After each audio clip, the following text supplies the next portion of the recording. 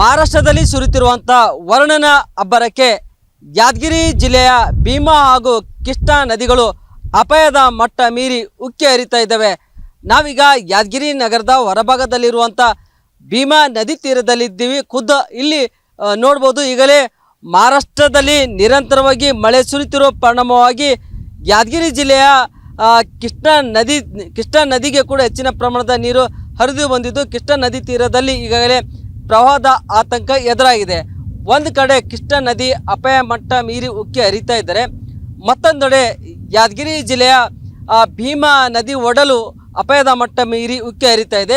ಕಳೆದ ತಿಂಗಳು ಭೀಮಾ ನದಿಯಲ್ಲಿ ನೀರು ಇಲ್ಲದ ಪರಿಣಾಮವಾಗಿ ಭೀಮಾ ನದಿ ಬತ್ತಿ ಹೋಗಿತ್ತು. ಆದರೆ ಈಗ ಮಹಾರಾಷ್ಟ್ರ ರಾಜ್ಯದಲ್ಲಿ ಹೆಚ್ಚಿನ ಪ್ರಮಾಣದ ನಿರಂತರವಾಗಿ ಸುರಿದಂಥ ಮಳೆಗೆ ಈಗ ಭೀಮಾ ನದಿಗೆ ಕಳೆದ 2 ದಿನಗಳಿಂದ ಹೆಚ್ಚಿನ ಪ್ರಮಾಣದ ನೀರು ಒಳಹರಿವು ಬಂದಿದೆ. ಹೀಗಾಗಿ ನಾವೀಗ ಯಾದಗಿರಿ ನಗರದ ಹೊರಭಾಗದಲ್ಲಿರುವಂಥ ಭೀಮಾ ನದಿ ತೀರದಲ್ಲಿದ್ದೀವಿ. ಪ್ರಮುಖವಾಗಿ ಭೀಮಾ ನದಿ ತೀರದಲ್ಲಿ 2 ದೇಗುಲಗಳಿದ್ದು ಆ 2 ದೇಗುಲಗಳು ಜಲ ದಿಗ್ಬಂಧನಕ್ಕೆ ಒಳಗಾಗಿದ್ದಾವೆ.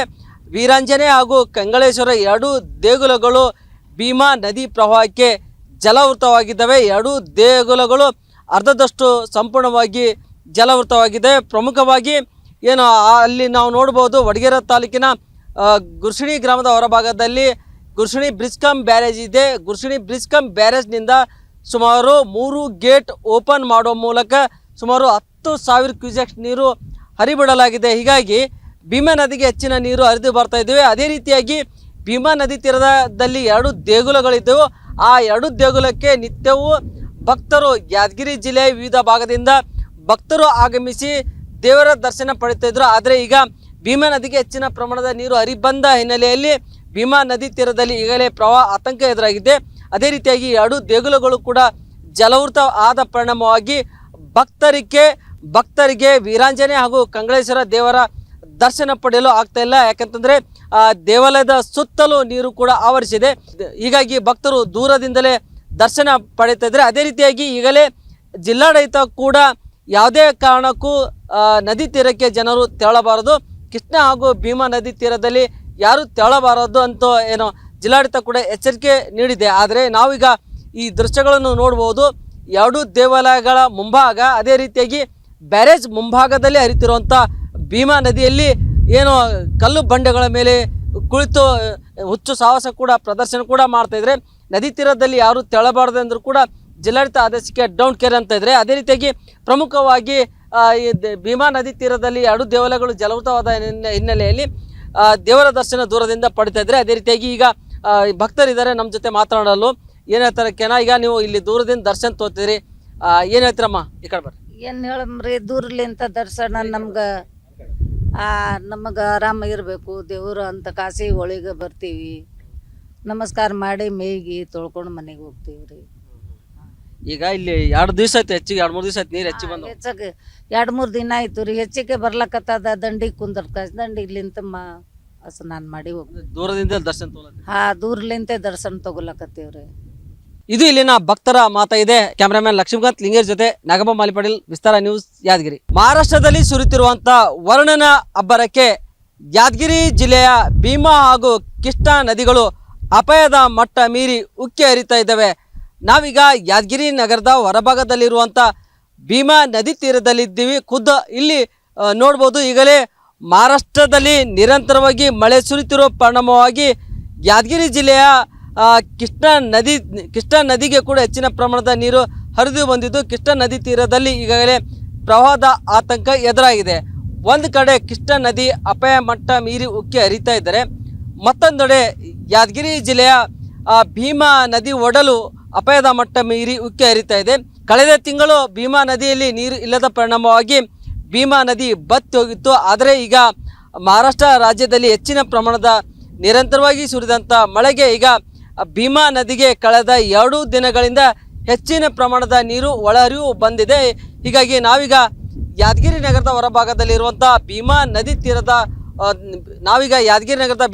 ತೀರದಲ್ಲಿದ್ದೀವಿ. ಪ್ರಮುಖವಾಗಿ ಭೀಮಾ ನದಿ ತೀರದಲ್ಲಿ 2 ದೇಗುಲಗಳಿದ್ದು ಆ 2 ದೇಗುಲಗಳು ಜಲ ದಿಗ್ಬಂಧನಕ್ಕೆ ಒಳಗಾಗಿದ್ದಾವೆ. ವೀರಾಂಜನೆ ಹಾಗೂ ಕಂಗಳೇಶ್ವರ 2 ದೇಗುಲಗಳು ಭೀಮಾ ನದಿ ಪ್ರವಾಹಕ್ಕೆ ಜಲಾವೃತವಾಗಿದ್ದಾವೆ. ಎರಡೂ ದೇಗುಲಗಳು ಅರ್ಧದಷ್ಟು ಸಂಪೂರ್ಣವಾಗಿ ಜಲಾವೃತವಾಗಿದ್ದಾವೆ. ಪ್ರಮುಖವಾಗಿ ಏನು ಅಲ್ಲಿ ನಾವು ನೋಡ್ಬೋದು, ವಡಗೇರ ತಾಲೂಕಿನ ಗುರ್ಸಿಣಿ ಗ್ರಾಮದ ಹೊರಭಾಗದಲ್ಲಿ ಗುರ್ಸಿಣಿ ಬ್ರಿಡ್ಜ್ ಕಮ್ ಬ್ಯಾರೇಜ್ ಇದೆ. ಗುರ್ಸಿಣಿ ಬ್ರಿಡ್ಜ್ ಕಮ್ ಬ್ಯಾರೇಜ್ನಿಂದ ಸುಮಾರು 3 ಗೇಟ್ ಓಪನ್ ಮಾಡುವ ಮೂಲಕ ಸುಮಾರು 10,000 ಕ್ಯೂಸೆಕ್ಸ್ ನೀರು ಹರಿಬಿಡಲಾಗಿದೆ. ಹೀಗಾಗಿ ಭೀಮಾ ನದಿಗೆ ಹೆಚ್ಚಿನ ನೀರು ಹರಿದು ಬರ್ತಾ ಇದ್ದೇವೆ. ಅದೇ ರೀತಿಯಾಗಿ ಭೀಮಾ ನದಿ ತೀರದಲ್ಲಿ 2 ದೇಗುಲಗಳಿದ್ದವು. ಆ 2 ದೇಗುಲಕ್ಕೆ ನಿತ್ಯವೂ ಭಕ್ತರು, ಯಾದಗಿರಿ ಜಿಲ್ಲೆಯ ವಿವಿಧ ಭಾಗದಿಂದ ಭಕ್ತರು ಆಗಮಿಸಿ ದೇವರ ದರ್ಶನ ಪಡಿತಾ ಇದ್ರು. ಆದರೆ ಈಗ ಭೀಮಾ ನದಿಗೆ ಹೆಚ್ಚಿನ ಪ್ರಮಾಣದ ನೀರು ಹರಿಬಂದ ಹಿನ್ನೆಲೆಯಲ್ಲಿ ಭೀಮಾ ನದಿ ತೀರದಲ್ಲಿ ಈಗಲೇ ಪ್ರವಾಹ ಆತಂಕ ಎದುರಾಗಿದೆ. ಅದೇ ರೀತಿಯಾಗಿ 2 ದೇಗುಲಗಳು ಕೂಡ ಜಲಾವೃತ ಆದ ಪರಿಣಾಮವಾಗಿ ಭಕ್ತರಿಗೆ ವೀರಾಂಜನೇಯ ಹಾಗೂ ಕಂಗಳೇಶ್ವರ ದೇವರ ದರ್ಶನ ಪಡೆಯಲು ಆಗ್ತಾ ಇಲ್ಲ. ಯಾಕಂತಂದರೆ ದೇವಾಲಯದ ಸುತ್ತಲೂ ನೀರು ಕೂಡ ಆವರಿಸಿದೆ. ಹೀಗಾಗಿ ಭಕ್ತರು ದೂರದಿಂದಲೇ ದರ್ಶನ ಪಡೀತಾ ಇದ್ದಾರೆ. ಅದೇ ರೀತಿಯಾಗಿ ಈಗಲೇ ಜಿಲ್ಲಾಡಳಿತ ಕೂಡ ಯಾವುದೇ ಕಾರಣಕ್ಕೂ ನದಿ ತೀರಕ್ಕೆ ಜನರು ತೆರಳಬಾರದು, ಕೃಷ್ಣ ಹಾಗೂ ಭೀಮಾ ನದಿ ತೀರದಲ್ಲಿ ಯಾರು ತೆರಳಬಾರದು ಅಂತ ಏನೋ ಜಿಲ್ಲಾಡಳಿತ ಕೂಡ ಎಚ್ಚರಿಕೆ ನೀಡಿದೆ. ಆದರೆ ನಾವೀಗ ಈ ದೃಶ್ಯಗಳನ್ನು ನೋಡ್ಬೋದು. 2 ದೇವಾಲಯಗಳ ಮುಂಭಾಗ, ಅದೇ ರೀತಿಯಾಗಿ ಬ್ಯಾರೇಜ್ ಮುಂಭಾಗದಲ್ಲಿ ಹರಿತಿರುವಂಥ ಭೀಮಾ ನದಿಯಲ್ಲಿ ಏನು ಕಲ್ಲು ಬಂಡೆಗಳ ಮೇಲೆ ಕುಳಿತು ಹುಚ್ಚು ಸಾಹಸ ಕೂಡ ಪ್ರದರ್ಶನ ಕೂಡ ಮಾಡ್ತಾಯಿದ್ರೆ.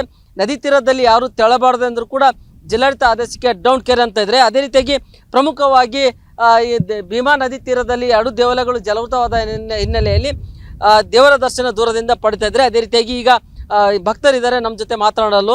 ಏನು ಹೇಳ್ತಾರೆ ಕೆನ, ಈಗ ನೀವು ಇಲ್ಲಿ ದೂರದಿಂದ ದರ್ಶನ ತೋತಿದ್ರಿ, ಏನು ಹೇಳ್ತೀರಮ್ಮ? ಈ ಕಡೆ ಬರ್ರಿ. ಏನು ಹೇಳಮ್ರಿ, ದೂರಲಿಂತ ದರ್ಶನ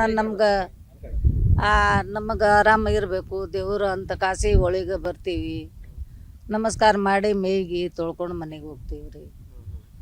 ಈಗ ಇಲ್ಲಿ 2 ದಿವಸ ಆಯ್ತು, ಹೆಚ್ಚಿಗೆ 2-3 ದಿವಸ ಆಯ್ತು ನೀರು ಹೆಚ್ಚಿಗೆ ಬಂದು. ಹೆಚ್ಚಿಗೆ 2-3 ದಿನ ಆಯ್ತು ರೀ. ಹೆಚ್ಚಿಗೆ ಬರ್ಲಕತ್ತದ. ದಂಡಿಗೆ ದಂಡಿಗ್ಲಿಂತ ಸ್ನಾನ ಮಾಡಿ ಹೋಗ್ತೀವಿ. ದೂರದಿಂದ ದರ್ಶನ ತಗೊಳ್ಳೋದು.